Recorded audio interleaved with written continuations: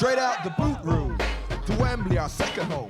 We come to conquer, no, we never walk alone. We dominate the cream of the crop, drawing all our strength from the roar of the cock.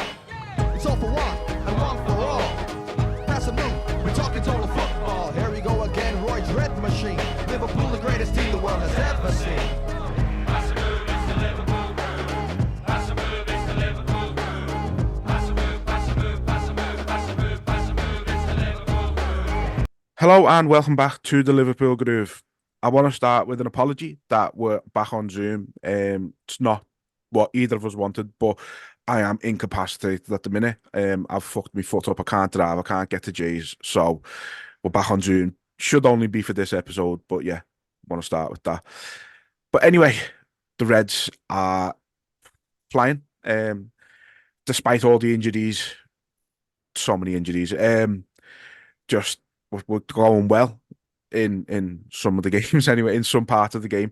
Let's talk about last night. So Luton 4-1 in the end. It was another one of them games. We've said it time and time again this season. It seems to be the pattern of the season. You know, we're not very good in the first half, and then we come out second half and we blow them away. And that was exactly what happened last night. I thought first half was awful. Credit to Luton, in fairness, they executed the game plan very well first half. They got the goal, and then limited us to, you know, hitting hope shots from outside the box. Didn't give us anything really. Like I say, executed the game plan very well first half. You've got to give them a lot of credit, but from our point of view, it was just a very poor first half. Yeah, I don't think it's been as bad. There was people saying it's the worst they've seen us play. I disagree. I thought we were, for the first 15 minutes, we were in control of it. We had a game plan, which was to go long. We had that long ball and get in behind because we knew they were going to be open. We know they sort of don't respect you. They go at you. They put you under pressure and they pressure and they're quite open for a team in a relegation battle. They're literally quite open. They play like a top 6 team. They play lovely football. And we exposed it a few times early. And if Diaz is on his game there, you're 2-0 up in the first 10 minutes. Yeah.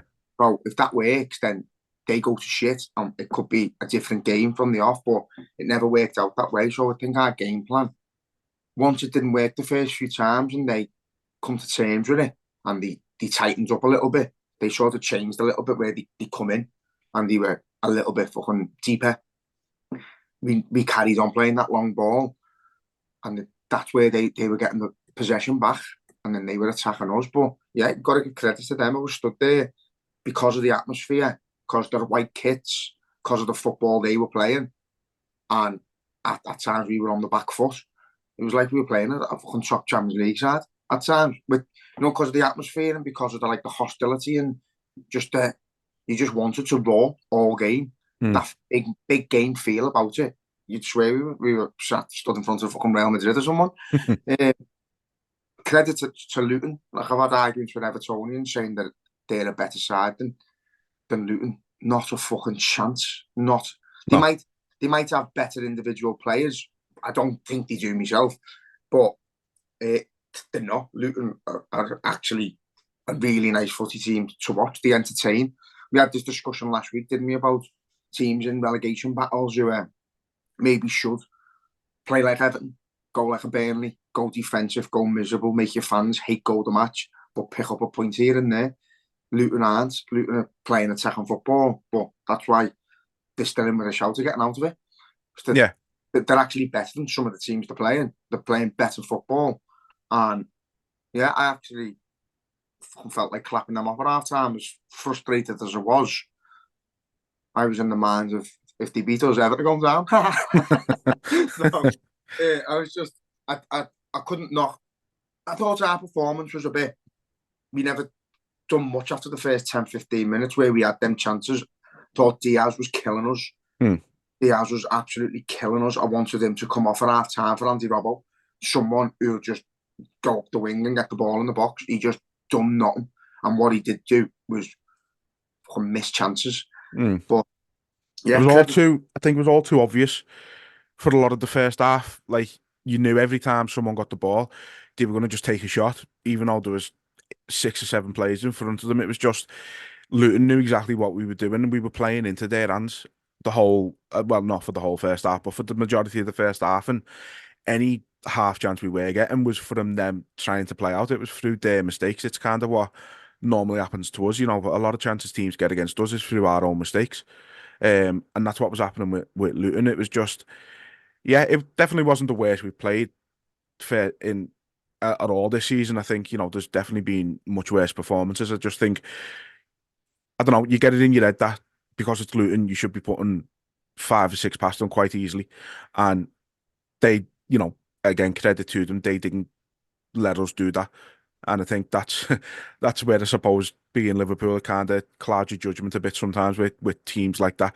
You do expect it, and it's a bit naive of some fans, and I think that's why people are overreacting to the first half. I think it was a bad first half, don't get me wrong, but like you say, definitely wasn't the worst half we've had. I didn't go there expecting to blow them away with the injuries. I thought we were going to be a bit reserved because of the cup final coming up. The players we've got available, we need to try and keep available. So I was looking. I thought it was going to be an edgy, you know, fucking try and get a 1-0, try and keep them away from our box and stop them scoring. Because look at the team, we didn't have our first team out at the end of the day. But yeah, I thought it was more like the Man United game. Whereas we started like a house on fire. We went through 2 or 3 times in the first 10, 15 minutes. We looked good, we missed the chances, and then they had time to adapt to the situation, to the atmosphere. They nullified the crowd in the first half a little bit. It started off brilliant. You never walk alone, one of the best of the season. The flags, the banners, the red in the crowd was just better than it's been. Everyone was up for it. You know, you had people merging on the Kop where some certain games, if you want to stand in your own space, don't want to be fucking suffocated. But we were just in groups together, you know, mates standing with mates, and you're seeing little empty patches where mates had fucked off to be with their own mates, you know what I mean? I had a foreign lad next to me from Iceland who was just like a banshee, just screaming. Just screaming, just loving it, making noise, and that's what, it was just brilliant, the atmosphere. And they nullified it for a bit the first half. They made us believe, the conversation at our time was, where's the goal coming from? The chances we've created, we've missed. And they're not going to let us get in like that again now. They're going to sit in deep, the 1-0 up, even if, you know, they can absorb the pressure for 45 minutes. How are we getting in behind like that again? I think the system from us was not like us. Kelleher over the top to Diaz twice. You know, worked twice perfectly. Perfect pass from Kelleher twice. And then we kept trying to do it and kept trying to force it. And that played into their hands. But again, credit to Luton because they did absorb the pressure after the 15 minutes and took the game to us. And I think they had 2 or 3 chances, a bit like the Fulham game, and you're expecting them to score them.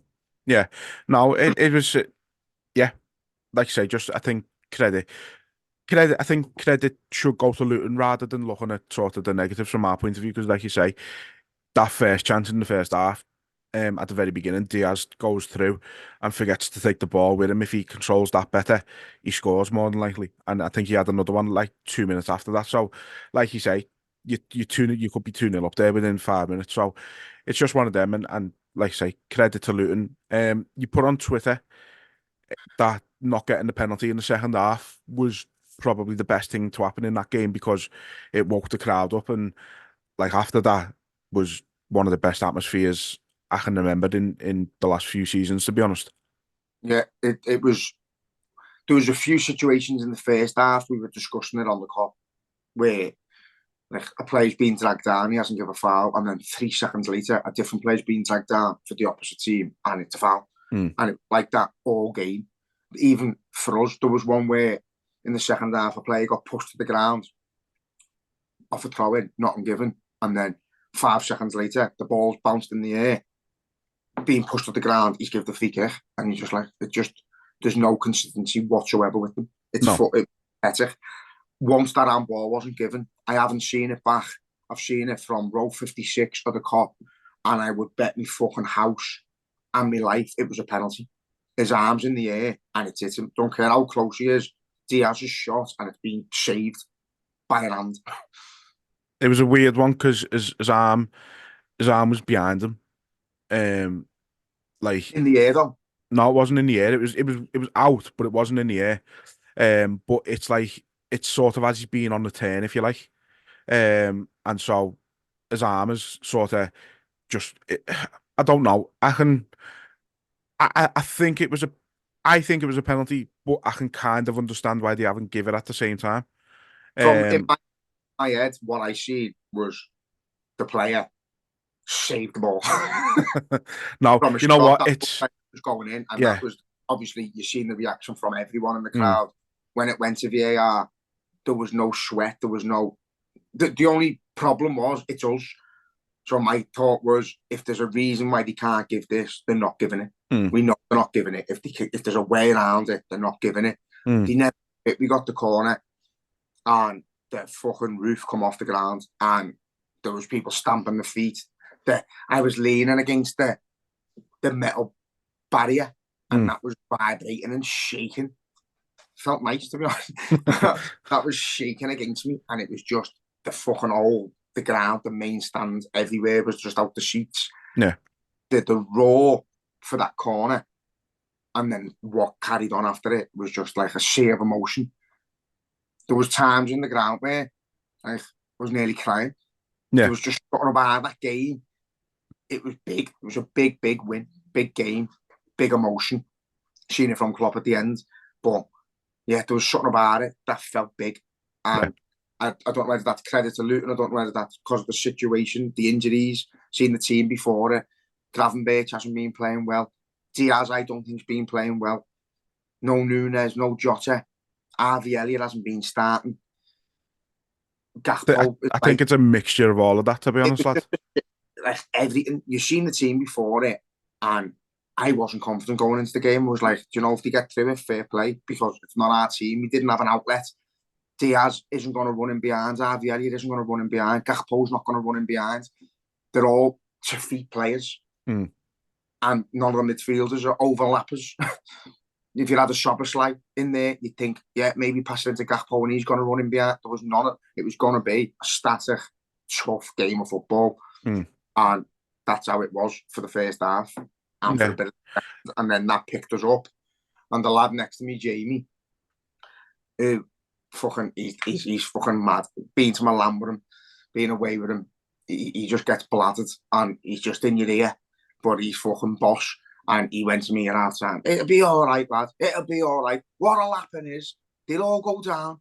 They'll have a pint or two, and they'll come back. The crowds will be better. The players will be better. And we'll fucking win 3-1 because I've got a bet on. And I'll tell you now, at 3-1, right, he's got his phone out. No word of a lie. He's got his phone out at 3-1. His bet was for 110. His cash out is 76 quid. Yeah. The ball has dropped in the box. He's pressed cash out. Harvey Elliott at the top corner. Swear down, lad. I don't know. It usually gets suspended in a situation like that. Yeah. He's pressed cash out, lad, and before the ball had even been fucking kicked off again, he was withdrawing money in case they took it back off him. Madness. No, you know what? I think it's just you see the difference with the attacking lineup and things. You know, like you say, Harvey Elliott, Cody Gakpo, they want the ball to feet, and you see the difference, and it wasn't working first half. Like we were missing just the speed and just the attacking intent of Nunes and Salah. Harvey Elliott, he's not the quickest player in the world, is he? He's not going to beat a man for pace. Cody Gakpo probably isn't going to beat many players for pace. So we had to be smarter about it, and I think part of us, we were still trying to play a little bit like we still had Nunes or Salah to get on the end of passes and stuff like that. But I think just even some of the final balls in the first half, like Harvey Elliott put a few really, overplayed a lot of passes in the first half and things like that, really out of character for him because he's normally so assured of his passing, just is spot on with it most of the time. It's one of them. These halves happen, don't they? I think that was like a wavelength thing where they were on different paths. Diaz, I'll be honest with you, I wanted him off at half time. Yeah, so did I. I didn't want to see him ever again. He knocked me sick. He was horrendous. He didn't want it. He didn't look like he wants to be on the ball. And obviously, it's different when you're 1-0 down, and it's dramatic as fuck because you want to win. So you're thinking, what can we do? Diaz, when he should have been making them runs inside, he was running outside. He was running towards the corner flag. He was getting the ball. He was beating a man, and then he was cutting back. You're like, just fucking drive towards goal, lad. Just do what you're good at. But I think with Harvey Elliott's passing, it was wavelengths. Harvey Elliott seen the gap towards the box, put the ball in there, and Diaz just run round the outside of the defender instead of a crossing into the path. So many times, like, because you're that in the cop way, eye up. You know, when you see the analysis and you see where they zone it out with squares, like a cross pitch, they'll put like 4 squares for the gaps where players can run into. You can sort of imagine it. And the right hand side by the right hand side of the box and the left hand side of the box, their system would have allowed us to get in there so many times, and we just didn't go for it. And when we tried, the players who were meant to be overlapping and running into them areas were running the wrong direction.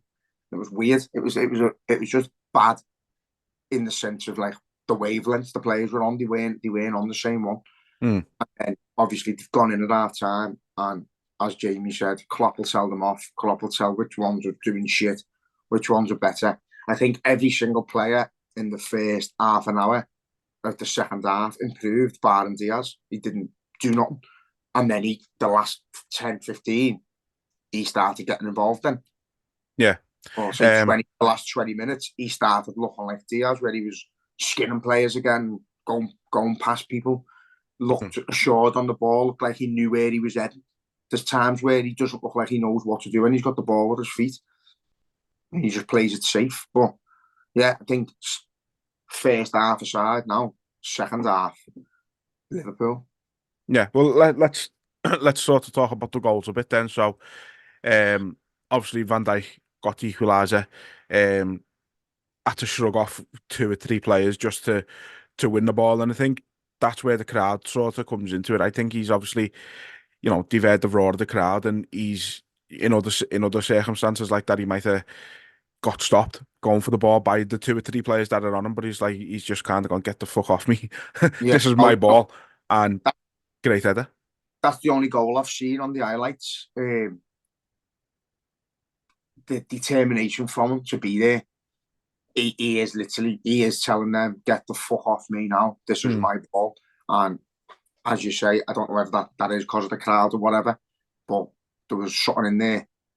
There was something in there that last night that drove the players on. I put a post out saying Anfield won us the game. Anfield turned up, you know, and when it does, I don't think you can beat us. No. But that goal Van Dijk scored was sheer determination. The ball in was absolutely perfect for him, but it weren't like one of them where it lands on his head. He's had to get there. He's made the move to get there, and he's done it at such pace. He's like a fucking steam train. All he had to do was hit it, and it was in. It was going to be too powerful. Fucking great goal at the top, and then here we go. We go. You know what's dead funny about it, right? Is like McAllister had been taking the majority of the corners throughout the game, hasn't he? And he was like, I thought he was putting too much height on them and not enough pace. And sat there and I've gone to my half fella. I don't think McAllister should be taking our corners. You know, I don't think he's putting enough whip on them. And then literally fucking whips it in. Van Dijk scores. Like, I couldn't have timed it any better or worse, whichever way you look at it. But now I think until that one, he was just sort of lofting them in. He was just making sure he was getting enough sort of distance on it and enough height rather than actually whipping a dangerous fucking ball in. And with that one, he did, and it paid off. So, yeah, it was a great corner. It was a great header. And then, you know, minutes later, like seconds later almost, you know, quick throw in, volley across the box. And I think it's just kind of it. Gakpo, no, to be, you know what? No, I was going to say it's just hit him, but it hasn't. That's being disingenuous to him. Like he's cushioned that header very well, considering the pace the ball's been hit in by McAllister. He's cushioned that header brilliantly. There's 2 ways to react to that. There's cover your fucking face and duck, or just lash your head on it, and he's lashed his head on it. The ball across is just being swatted as hard as he can. And I say this all the time: if you're in that area, do that. Maybe not at that fucking height, because that's not going to happen often where a player risks his fucking head for it. But yeah, when you're in that area, whack it as hard as you can across the goal and hope it's someone goes in. In this sense, it hasn't hit anyone gone in. It's been headed into the fucking goal by Cody Gakpo, who Jamie next to me put on a shit list because he knew if he'd done that, he'd score. Fair So enough. I get like a fucking genie, this lad. I know, yeah, nice one, Jamie. And then obviously the third one comes. My stream decided to go for the bet, and at that point, but the third goal, he done what we'd all been crying out for him to do all game. He's had a bit of composure. He's took his time, and it was a great finish. But you look at the first half, and he was snatching the chances he was shooting when he had like three players in front of him and things like that, and that's why you get frustrated with him. But then he goes and does what he does for the third goal, and you're like, yeah, that's all we've been asking. Yeah, absolutely. Yes. But yeah, that goal, he's got the ball in a position where he's sort of stopped it, and you're waiting for him to shoot because that's what he's been doing. He's going to shoot into the body, and it's going to go nowhere, and then he fucking turns it around the defender and puts it in with the other foot. Fucking great goal, fantastic finish. And there's again, I've slated him, thought he was horrendous yesterday, but he's come up with a goal. So I'm not one of these. I know there is fucking fans who like won't celebrate if a player they've been knocking scores because they look at swat. I'd rather look at swat every day of the week. Yeah, same. I was made up for him because I think goals lead to confidence, and so as the game was getting on and we were looking stronger and they were looking a little bit jaded and tired, he came into it. He had the confidence to go past players, but he can do it from the off. He just needs to believe in himself because he's quality. Yeah. And then fourth goal, Harvey Elliott, 100th appearance for the club at what, 20? It's ridiculous. But yeah, great finish. Great work by Jayden Danns before it. Was unfortunate not to get on the end of it himself, but I think in the few minutes that he had, he's shown that he's more than ready to be a part in some capacity of the first team. He's smashing it with the under-21s. I think he's got 22, 23 goals this season for them. I think I read last night he's only not scored in one game or something for the under-21s this season. So give the lad a chance. But he looks like he's a big lad as well. I didn't know he was that tall, to be honest. Oh, he looks awkward. He runs awkward. He runs like he's carrying a fucking awesome cart as well. But he's got no pace about him whatsoever. But he's a different dimension striker that we have. He's a like, I don't know. He's like a Gakpo, but like big dangly. No, I think he's gonna he's like be a good he's player. Got in the box, isn't he? He's a fox in the box. He scores goals, but I can't imagine him getting in behind many players. But yeah, let's see what he's about. He's obviously been included in the first team because we've got injuries, but he's been up the list high enough to go when this happens. In you go. So yeah, in he came. But yeah, Harvey Elliott, well deserved goal again. He's been sort of a super sub this season. He's come on and he's changed games. He's grabbed games by the scruff of the neck. He gets us on the front foot. He's fucking drives forward. He's keen to just get us on the attack. And again, a different Harvey Elliott. It wasn't a different Harvey Elliott. A different team turned up the second half. A different strategy, a different system, a different belief. They all just clicked. Him and Conor Bradley on the same side was fucking outrageous. Phenomenal. It was fucking superb to watch. Yeah, I don't know if you noticed as well, second half, sorry, just before Bradley got took off, he seemed to switch him and Gomez around, which I think seemed to work better until Bradley got took off, that is. But I mean, that was an interesting switch for me. I didn't think that, obviously it was because the sub was going to be made soon after it, but it's interesting to see that, that Bradley is capable of going both sides as well, because I thought that worked better for the short time that it happened. I'll be honest, I didn't notice it. Didn't you? Fair enough. No, didn't notice it. No, I mean, it's obviously harder to notice these little things I suppose, when you're at the match and a sub's just about to be made, I suppose. I'd say it wasn't for very long, but as I say, I noticed it, and just it seemed, I don't know, something about it just seemed to be a bit more, slightly more fluid with Gomez back on the right for a little bit. Oh no, he's versatile like Conor Bradley, but I just love it when he steps into that midfield. He's doing everything like we want to see Trent doing, and Trent has been doing, but he's got more of a drive on him when he gets going. He's like one of them little wind-up dolls. He just goes and one choose, and there's no thought in it needed. He just knows. He's passing, go. And him and Harvey Elliott thought they linked up boss in the second half. But again, Harvey Elliott, fucking brilliant. Yeah, he's got the goal he deserves. As you say, 100 games at 20 for a team like us is just bizarre. Yeah, it's unheard of, like, isn't it? Like, you're talking, it's only like your Steven Gerrard, your Robbie Fowlers, your Michael Owens, your Jamie Carragher's. These are the type of players who hit that mark at that age, and it's like that. It not to, I mean, he could get to some of their levels. We don't know, but I mean, to have that much trust from a manager like Klopp at that age to play that many games is remarkable. I honestly do. I think he's going to be absolutely world class, lad. I really do. I do. I think there's just something about him, the hunger in him, the determination, how humble he is for a kid at 20. You know, the lifestyle. I know it happens, but the lifestyle he's got, and he's still very much grounded. You know, he's not arrogant at all. No, he lives and breathes the club like us, and I think every time he's on the pitch, he sees it as like he's won a competition. He's delighted to be there, and he's there on merit as well. He's not just there because he's fucking a Liverpool fan or whatever. He's there on merit. But in that second half, he showcased how good he can be, and the sky's the limit for him. Like, yeah, absolutely, I agree. You just need to find the best position, because there was times where he drifts into the centre and he goes right through like a fucking knife through butter, takes on 2 or 3 men, works his way into the box, waiting for someone to overlap.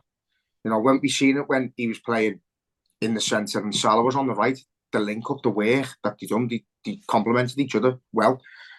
I think he's versatile as well. That's the beauty of our team, lad, is that nearly all of them can swap and change.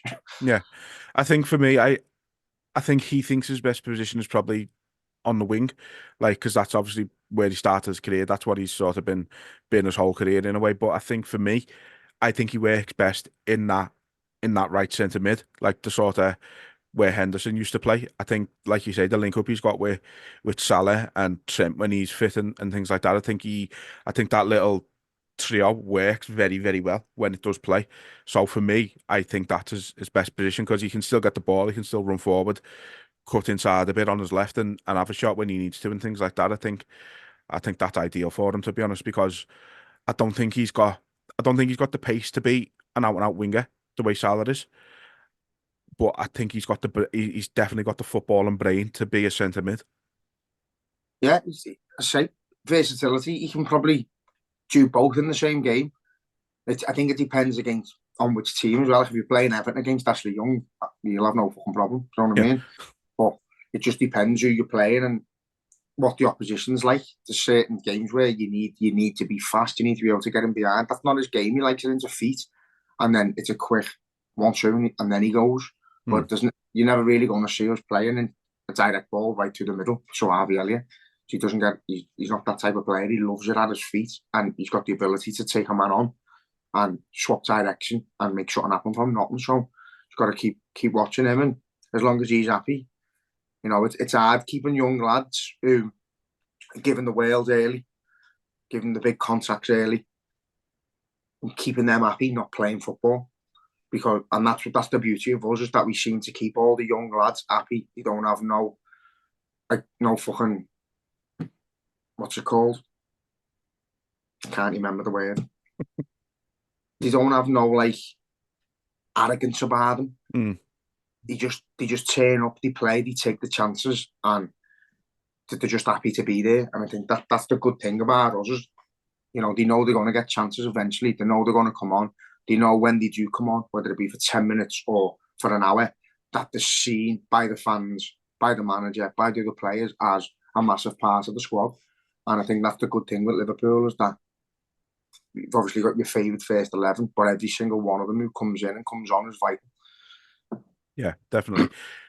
You mentioned someone before, and I want to talk about them a little bit just in depth. Obviously, we could go on about Harvey Elliott, we can go on about Conor Bradley, Kelleher. I think players we've covered a lot in previous episodes, but one in particular who's coming for a lot of, I feel, unnecessary hate from online fans in particular is Ryan Gravenberch. And I thought last night, I thought he was very good last night.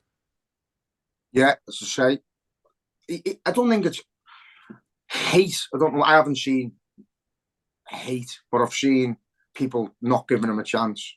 But yesterday, I fell into the trap of seeing his name on the team sheet and thinking, fuck, here we go again. Because I've said to you, when it's going well, he's brilliant. When it's not going well, and you need to dig in, you need to work hard, and you need to make tackles and fucking fight, he's just not there. And yesterday he was. Even in the first half, he was changing direction, getting away from them when they were pressing us hard. He was putting us on the front foot when it weren't going so well. He was giving us an opportunity to attack when they looked like the better team at times. So, and then the second half grew again, went up another level, and was just part of everything. He was brilliant in the midfield. I thought the whole midfield. Endo took me a while to realise he was playing because he's just done what he does. Yeah. He's just not there unless he's actually needed. Yeah, Gravenberch yesterday, hats off to him, played well, stood out. He did stand out as well, actually. I thought he was our key midfielder. And again, he wanted to be on the ball. He wasn't taking too long to release the ball like he does. It was quick passing, the right passes, not trying to be forced, not trying too hard, and he worked his arse off, which he's not known for. So, yeah, credit to him, lad. He fucking made a massive difference in the midfield when it weren't going so well. And you know, this is we've said this from the start with him. It's he has got that demeanour sometimes of a lazy player who doesn't want to put the graft in. But that's been his game his whole career, and no manager's ever gone to him like, you need to change this part of your game. So that's just the way he's always played. And now he's come to a team where that, you know, he's required to do something different, and he's having to learn it. And you know, it's hard to break from the habits of a lifetime when you're a footballer.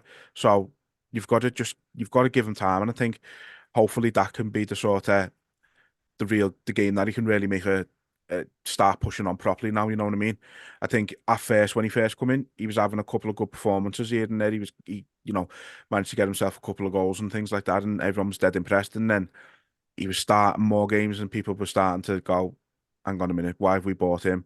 I seen someone last night in the first half, Bayern Munich saw us coming when we were going in for Gravenberch. It's like he was our best midfielder in the first half. Yeah, and the second. And and the second most likely. But it's just weird. People, again, online fans have always got to seem to have a scapegoat for some reason. Like, it's always got to be someone's fault that we're not playing well. It can't be the whole team. It's got to be that one particular player's fault. And right now it's Gravenberch's. It's pathetic. That's the problem, is that it's them people who can't go, actually, he played well there, fair play. I done it with Gomez. I wanted Gomez gone. Yeah, saying he's chasing his tail all the time. He's costing us goals, he's costing us possession. Wouldn't swap him for the fucking world at the minute. He's the one with first names on the team sheet. He's absolutely out of this world. And what he does, that he can play centre half, right back, left back, fucking throw him centre mid if he wants, right wing, left wing, he can play anywhere. He's doing it. You know, we've had conversations about Gomez where is he as good centre half as he is right back? He's been phenomenal wherever he's played. So yeah, Gravenberch, like, you've got to just give him the time. It is a different thing. I think his demeanour is exactly that. He looks lazy. He looks like, in his body language, the way he moves and that he can't be asked, but doesn't mean he isn't. Yeah. Still doing the work. I honestly can't think of a moment where, like, a player's ghosted past him and he hasn't tracked back, or where he's just let a player go and he hasn't done anything. So I think it's just an agenda. Oh, he was lazy for Munich, or that's the system he played at Munich, that's what he's like at us. Sturridge was to say, people used to say Sturridge was lazy unless he had the ball, but he just looked like that. Yeah. Do you know what I mean? Yeah. He just looked very like laxy daisy in his body, unless he had the ball at his feet. But they're still doing the work. You're just not appreciating it because it doesn't look like that. Yeah.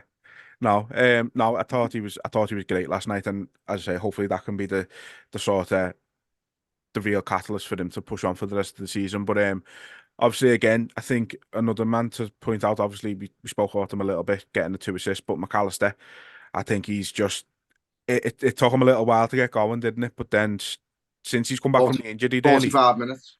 no, I mean just since he's been at Liverpool, Oh. you know, it took him a little while to get going. We were saying he's not a number 6, he's not this and that, and it's just, and ever since he come back from that little injury he had, he's just been phenomenal. And I think, like, you look at some of the players that went this summer, you Declan Rice 100 mil, Casado 100 mil, you know, there's, and you know, we go and get McAllister for 35 million, and I mean, he's looked a million times better than Casado, and I think he's looked every bit as good as Rice has for Arsenal. To be honest, I think he's been magnificent. I think he's signing of the season. Big shout, yeah. Do you know what? He's come in with high expectations. He's a World Cup winner, and then got played out of position. So instantly, as a fan base, loads of people go, "Oh, it's fucking not working," straight away, because they're expecting the world because he's won a World Cup, and it took him a bit of time. Say with Enzo in there, I prefer him higher up the pitch. I think eventually it's going to be Enzo, McAllister, Szoboszlai. It's difficult because you might have to rotate Enzo with McAllister, which I don't think McAllister will like, but he's a professional. He said it himself, he'll play anywhere on the park for us, as long as he's fucking playing. And then you throw Curtis Jones back in because you can't discount him because he's been consistent, if anything. He hasn't been magnificent. He's just been consistent. He hasn't dropped off in levels. He's been the same. He's been doing the same thing for like 10, 15 games now. He's sort of a 7 out of 10 every game, isn't he? Like, yeah, he not turns up. Not gonna. Yeah, sorry, go on. He doesn't do nothing out of the ordinary, like, but he's solid every game. He doesn't. There's no concern of him being there. It's a good problem to have when they're all fit. Is that you're gonna have to rotate the midfield a bit. But to say, I think my starting 11 will probably be Enzo. To be honest, I'll be honest. At the moment, given form, it'll be Enzo, McAllister, and Jones because I think Szoboszlai's been shite for weeks. Yeah. So give him his rest. Let him work his way back in. 20 minutes here and there until he does something special and merits a starting performance. But yeah, McAllister a little bit higher up. The goal he scored the other week, the goal he scored against Fulham, the assist he's been getting, the creativity from him, where he just opens up a whole fucking defence with one pass from his own half. He can play both. I just don't think he's great as the 6 when we're on the front foot, I think. Whereas I think Endo's better in the 6 when we're on the back foot, if you know what I mean. So I think McAllister on the ball, Enzo's very much play to the next player, play it simple, like what you need a number 6 to do, whereas McAllister's left, right, 40-yard ball through the middle, let's get this going.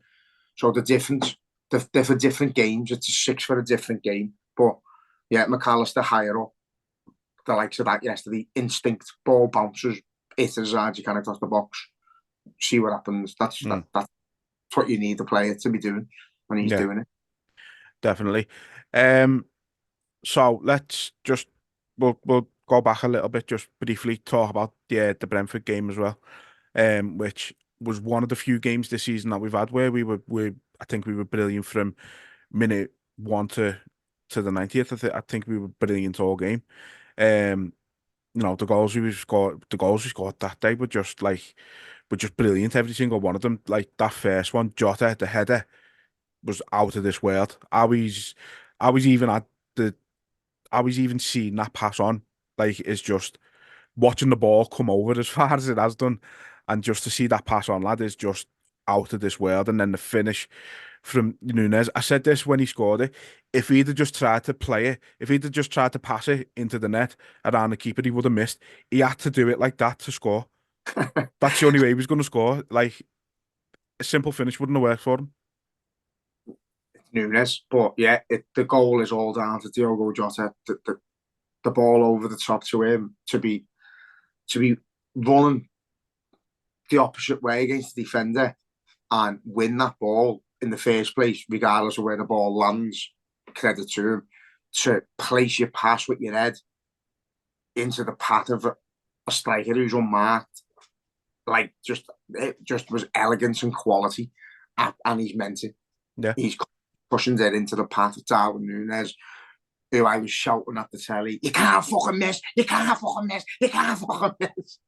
And he didn't fucking miss. And I swear down, lad, I thought he missed.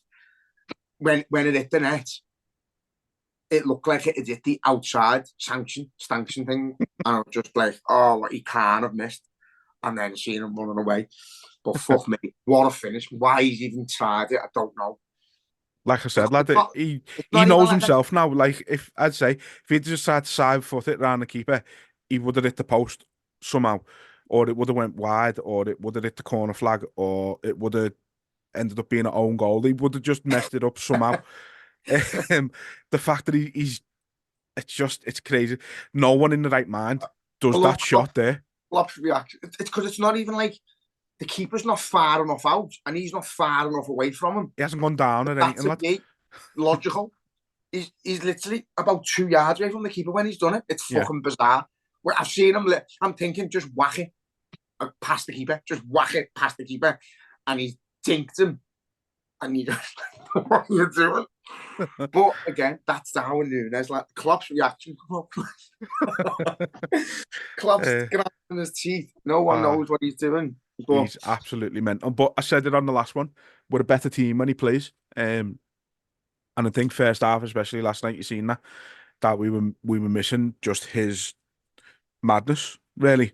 But it's his work rate. It's the fact that he wants to be on the end of every pass. It's the fact that he can get on the end of every pass, even if it's over it.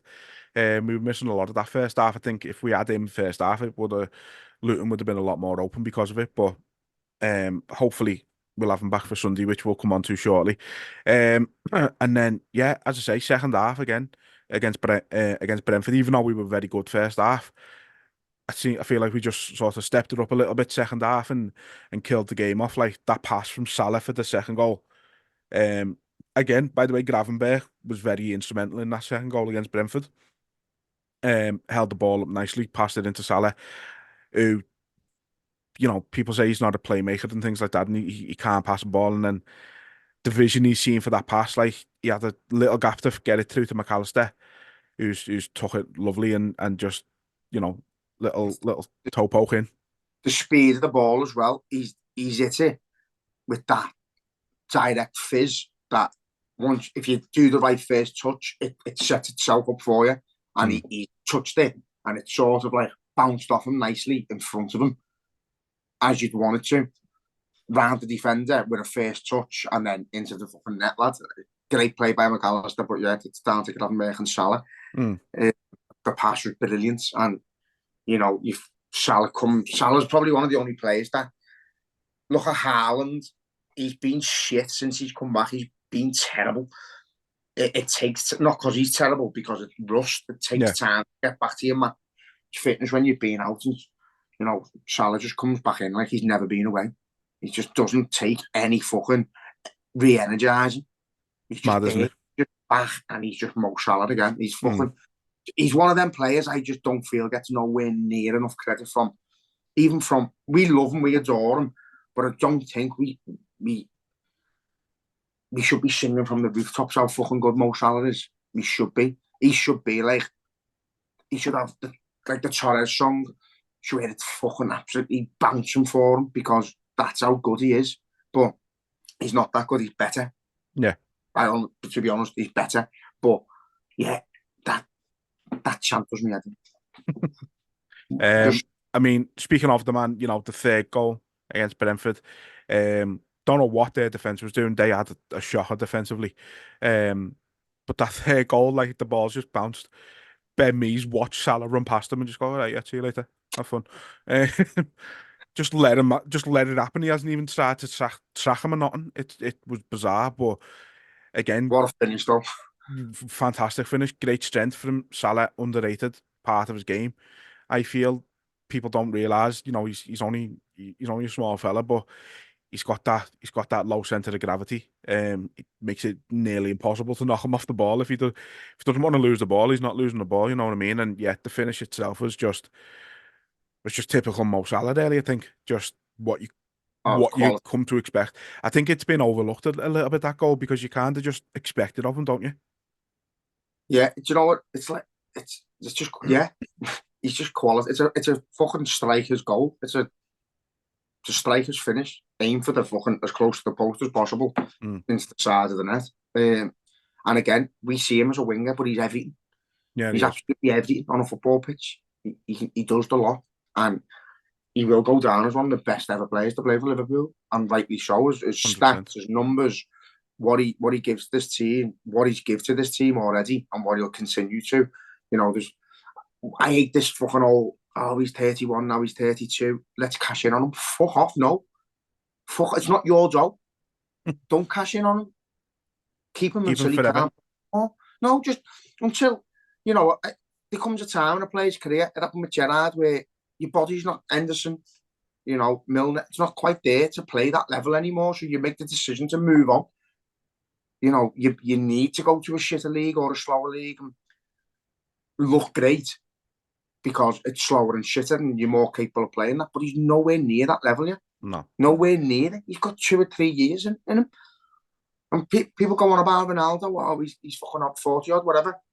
Look at his physique. Mo Salah's got a better physique and keeps himself. And take me hat off to Ronaldo. I think for his age, his physique, his desire to be the best, everything about him, how committed he is fucking phenomenal. And Mo Salah's the same.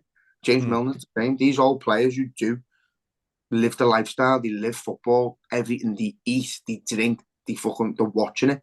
They don't bevy, they don't smoke, they don't eat shit. They just completely committed to being the best he can be. And Mo Salah's right up there with that. He could play at our level till 34, 35, easy. Yeah. And the rest, I think he could go beyond that, lad. I think you mentioned Ronaldo there, and even Milner players. It's not like even 20 years ago where players are getting to 31, 32, and it's like, right, got to start winding the career down now. It's like it's not like that anymore. The more these are athletes more now than they ever have been. So you can look at players who are gonna look at Thiago Silva, lad. He's 40, still playing in the Prem. He's obviously lost the yard of pace in that, but defensively, he's still probably Chelsea's best defender, and he's 40. You know what I mean? So it's not a factor anymore. I don't think you lose pace. You don't lose talent. There's fucking players playing charity games, doing things that they used to be able to do. I've seen John Aldridge not a few years ago, but like a fucking good couple of years ago, probably 10, 15 years ago. But lad, in front of goal, he was just banging them in. You know what I mean? Even Peter Reid of Everton, when he played, he was fucking spot on. But you don't lose your talent. You don't lose your ability. You lose that speed. You might you might be a little yard or a second behind where your decision making is not quite as fast as well. But Mo Salah doing what he done for McAllister today, he's not going to lose that.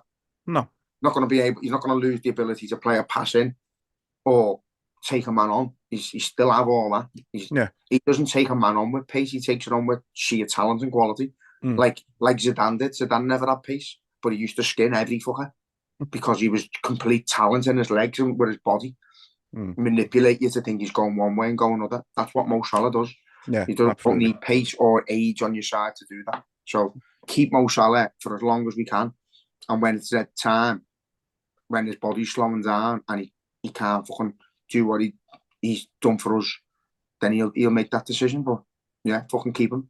Not asked about any money we get for him. If we get 100 mil for him now, or nothing in 3 years, take the nothing and have the best player in the world playing for your team. Yeah, spot on. Brentford obviously managed to get a goal back against the run of play, but I think it was just one of them. Kelleher, the save that he made before the goal was phenomenal. Probably didn't have. I don't think he had the right to save that one, to be honest. I think that was the better. That was just 9 times out of 10. That's going in. You know what I mean? It was just a great save. his position and where the shot was, where he was, meant he couldn't sort of push it out wide or anything like that. And then it's been a tap in for Tony. It happens. No, I've got no problems with that goal at all, really, to be honest. Kelleher made another world class save not long after it as well, didn't he? Yeah. And I think I think he's recovered from. I said it last time. He had a little bit of a blip, let's say, just earlier in the season in the Europa League. I think he was. I think he made one or two uncharacteristic mistakes. But since then he's been spot on. He's been absolutely spot on for us. I don't think he's been. I think the one for me was the Fulham game. When they've scored three at Anfield, I thought he was poor in that game. But I think other than that, it's again there's been like one or two where he maybe shouldn't have been beat like as near post or anything like that. But since then, lad, he's been great. Yeah, even yesterday, like the system was to give the ball to him and play around the back and let him play long balls up for the first half an hour. The confidence in him to do that, to have players marching at you when, as you say, uncharacteristically, he has been making the odd mistake in that. To just put your faith in him to be the last man with the ball for so long in periods of game there. It just shows you the belief we've got in him. And I say rightly so. People argue that he's not good enough and all that. Alisson makes mistakes. And no one bats an eyelid because it's Alisson. Goalkeepers make mistakes. You know, with a keeper, if they do something slightly wrong and it leads to a goal, the fuck because they're the last man. Yeah. Whereas other positions get away with it, don't they? But yeah, got no issue with him at all. He deserves his place in the final on Sunday. At the minute, he's doing well. He's making saves. I made a comment today where it says he does the saves, which is like sort of like so like Vince Vaughn. He does the saves, but yeah, he makes the saves. He's involved in with his feet. He looks comfortable. He's got a good pass on him. He could have had 2 assists yesterday. So yeah, you just gotta get behind the lad. Again, he's still young enough to. He's going to improve and get better. And I think time's on his side where the age difference between him and Alisson is a case of at some point he will be Liverpool's number one. And I think he's just waiting for that moment. Yeah, definitely. And then fourth goal again against Brentford, defensive errors from their point of view. Think they just ran out of legs at that point. But you know, Gakpo done exactly what you'd expect of him in that position. He's when he's in front of goal, he's quite clinical. I think he's probably second to Jota in terms of sort of how clinical he is. He doesn't need many chances to actually get on the score sheet. So he's a great option to have, even if he's probably not playing as regularly as he'd like. And I think, but you look at it like he can't. He's probably come off the bench more than he started the season. He's into double figures for goals. So he's still making an impact, even if it's not as often as he'd like. Yeah, again, he's learning a new role. He's been asked, hasn't he, where's your preferred position? And it's on the left. He likes to play on the left where he played for Feyenoord. PSV. It was a PSV, yeah. I don't fucking know. But yeah, he'd like to play on the left. So coming in and having to learn the Firmino role and replacing Firmino and doing that. He is doing it. He's holding the ball up well. He's getting us on the front foot, but he's chipping in with the goals. I think he's the fifth player to get into double figures for us this season. So, you know, I can't remember the last time that's happened. No. Where we've got 5 players in double figures in terms of goals. It's usually just the from 2 or 3, innit? Yeah. No, it's just one of them seasons, lad. Everyone's chipping in massively, and even the bit part players who aren't playing as much as these like are still a massive part of the squad. And you touched on it before when these lads are getting brought in and not playing as often, but when they do play, they're made to, the crowd make them feel like they're a massive part of the team, and that's what we've got to keep doing. We're the first team in Europe to score 100 goals this season. Which normally it's Man City, I think, to be fair. So I think it just goes to show we've been on our game for the majority of the season, haven't we? And we're doing well. No, yeah, but don't. This is what mad. We're still not out of second gear, and it's mad. But we're watching every Man City game now with our heart in our mouth. The Chelsea game, celebrate that. I fucking celebrated that like when Chelsea took points off them when we won the league. I thought Chelsea could have won the game. We missed chance after chance in that first half. Could have been 3-4-0 in the first half. They're very open, Man City. They don't look great defensively. And I You always are. someone's going to get them. Someone's going to get them. But it's the same conversation. Someone might get us as well because the pair of us aren't at our best at the minute. We're letting teams have a go at us. We're conceding chances on goal. Pair of us. So but you know what? I've always said with City, the under Pep, they've always been dead open, lad. And the thing is, they don't like teams running at them. But the thing is, nobody's willing to have a go at them. Like, we joke about it on Twitter all the time, how teams just fucking turn up to City and bend over and just let it happen. But the teams who go there and run at them and actually put them under a bit of pressure, they get a result that why they never go a season without losing at home, you know what I mean? They always lose 1 or 2 at home kind of thing. And more teams just need to actually have a go at them. Yeah, and it's not going to work for every team, obviously, because they've got fantastic players at every part of the pitch. But it happens. Look at, Brentford done a double over them last season. Palace went there a few seasons ago when Andros Townsend scored that fucking worldie. Like, teams can go there and win, lad, but that's been that they're always open against Pep, lad. And as I say, not against Pep, sorry, with Pep. And as I say, if you run at them, they don't like it. They don't know what to do when teams actually attack them because no one really does attack them. Exactly. Everyone just shits themselves and gives them too much respect, whereas they come to us and it's like we're the cup final. You can't go to Liverpool and think, oh, we can expose these here and not do the same at City because they're very fucking alike. You know what I mean? And I think defensively we're better. Yeah, we are. So, this season especially. I think teams are getting onto it. Go at them. Fucking scare them. Yeah, it's bad. Cheating, corrupt bastards. Let's fucking take some points off them. Come on. No, but I think I thought Chelsea looked very good against Man City, which was a bit of concern. But then they jaded out completely and just let them take full control of the whole second half without really doing anything. Yeah. So they're like us as well. I don't know whether it's just a theme this season where teams are just not performing for 45 minutes and then they can pick up. Chelsea can turn up and score 6 or they can concede 4. Yeah. You know what I mean? It's crazy. Yeah. Well, you mentioned cheating corrupt bastards. Let's move on to the original cheating corrupt bastards and Sunday. Obviously Wembley Cup final. It's like you said, Chelsea. Yeah, they're playing better. It's ironically since we battered them 4-1, that they've seemed to have turned the corner a little bit. I think they've before City. I think they'd won 3 away games on the spin since losing to us. So they're in good form. Look, we know it's going to be a hard game. It always is, no matter where Chelsea are in the league. It's a difficult game. That's why there was, I think it was 8 draws in a row with us, wasn't he? You know what I mean? Before we beat them 4-1. So we obviously we can't take them lightly. I think it was, now that the game's won yesterday, I think it was smart from Klopp to rest some of the players he wants to play for Sunday with the amount of injuries that we've picked up lately. Rest Kanate, rest Robertson for the most part. I'm hoping that Salah and Nunes was more precautionary and that they wouldn't, if they would have played last night, they wouldn't have been able to play Sunday. I'm hoping that's the case. Yeah, it's a great occasion, isn't it? Look, I think you said it last time, the League Cup's one of them where if you're in the final, it's a boss day and you can't wait for it and it's a big cup. But if you're not in the final, it's the Mickey Mouse Cup and you're not bothered. It is. It's your momentum builder for your season, lad. If you win that cup, and no disrespect to Chelsea, but not really for them because they're doing nothing in the league.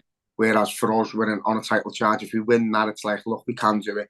Let's go and get the rest. And you feed off positivity. You win that, and you go on and you try and do bigger and better things. And it's going to be a tough game, lad. It's going to be hard. I am hoping we have rested players, and we might get a shock of 1 or 2 of them back in. But it's going to be difficult. But I think in our favour, at the minute, your defence and your midfield are sort of pick themselves, don't they? Yeah. And I think that you've got a strong, solid defence and a decent midfield. You know, we're missing a few midfielders, but the midfield we played yesterday is more than capable of doing Chelsea. They just got to work hard. The issue we've got is up front.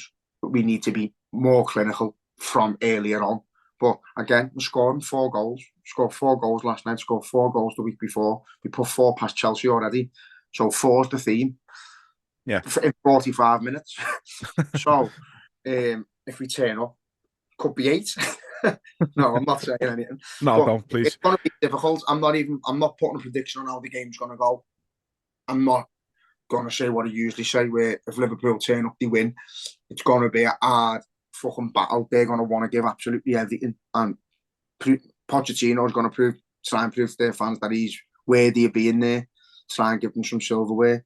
We want to give the big hurrah for Klopp. And, you know, the fans at Wembley, some of them won't be able to get to the FA Cup or Europa League or the last game of the season if we do well. So for some fans, it's the big hurrah for their hurrah to Klopp as well in a cup final. So let's see how we turn up and what we can do. But that Liverpool team that played last night is more than capable of beating Chelsea. We could just do a bit more firepower on the bench. I'd even go as far as saying play the exact same team as yesterday, but with Salah and Núñez on your bench. Yeah. Do you know what I mean? And that's a different kettle of fish altogether then. Yeah, it's a different dynamic straight away, isn't it? I think Konate will probably start. I don't think Quansah will start, even though he didn't put a foot wrong last night. Thought he was as good as he has been all season. He's been great whenever he's played, in fairness to him. I'm at a point with them too where it doesn't bother me who plays. Yeah. It's Van Dijk and it's one of them. And I don't think it matters which one. They're pretty similar. I think Quansah's just Konate. He's his own player, and Quansah's very much modelled on Van Dijk. Yeah, which is not a bad thing whatsoever. So Jay's having a bit of issues with his camera, but he is still there.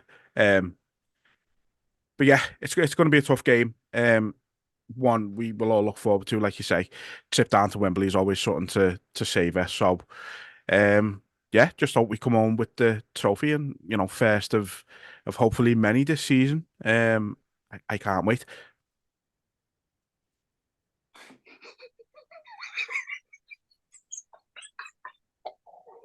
Jay's gone. I think Jay's just heads fell off a bit with his camera issues. So I'm going to end it there and just fucking look forward to Sunday. And then we've got Southampton midweek next week in the FA Cup. So a couple of games to look forward to next week. And until next time, up the Reds.